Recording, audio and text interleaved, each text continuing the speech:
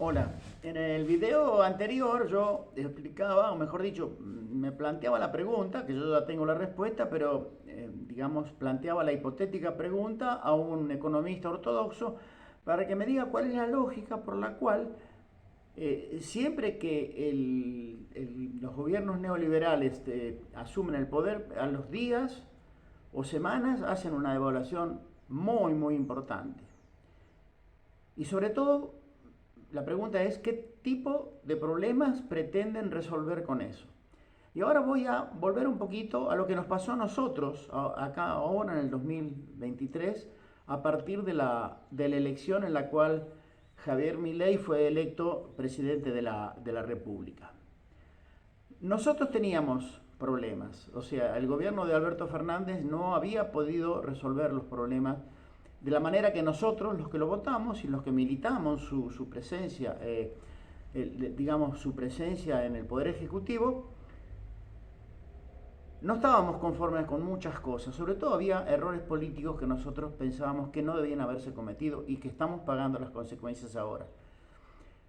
Pero desde el punto de vista de la gestión económica y habida cuenta de que había recibido una herencia espantosa que él justamente no denunció, con un endeudamiento monstruoso y con vencimientos de pago de ese endeudamiento cortísimos, en 3 años se pagaba todo, lo cual era imposible, ni aún vendiendo la Argentina se podía pagar en tan corto plazo semejante deuda. Y después vino una pandemia, después vino la guerra de Ucrania y después vino una sequía.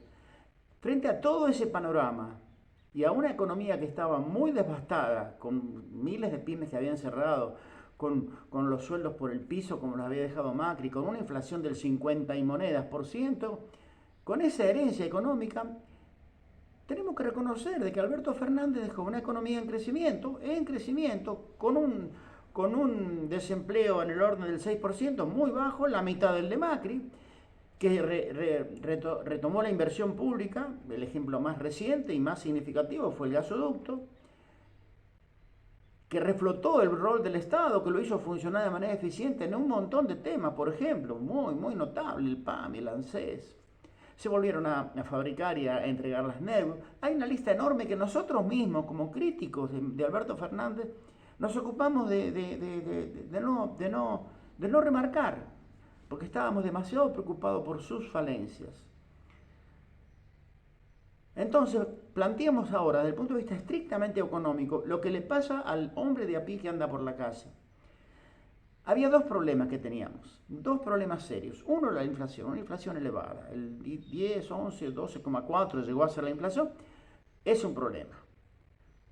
Y los formadores de precios, como actúan de manera prácticamente monopólica, son 4 o 5 los que venden el aceite, los que venden las harinas, los que venden los lácteos.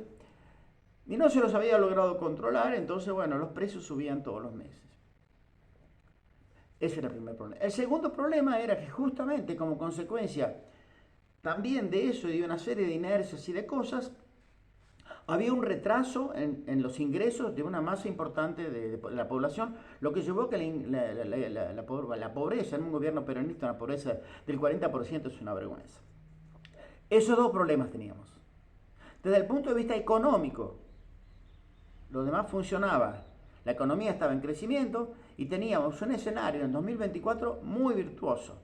Si seguíamos haciendo todo igual, sin cambiar nada, todo igual, en el 2024 las cosas empezaban a arreglar solas.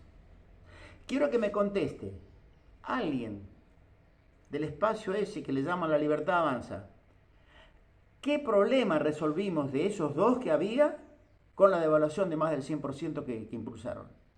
La inflación se va a duplicar, ellos mismos lo están diciendo, y los ingresos están en menos de la mitad. Entonces los dos problemas que teníamos se agravaron. Y como van a desarmar el Estado, todas las cosas que funcionaban bien, como los ejemplos que puse antes de PAM y de ANSES, si no los destruyen van a funcionar mucho peor.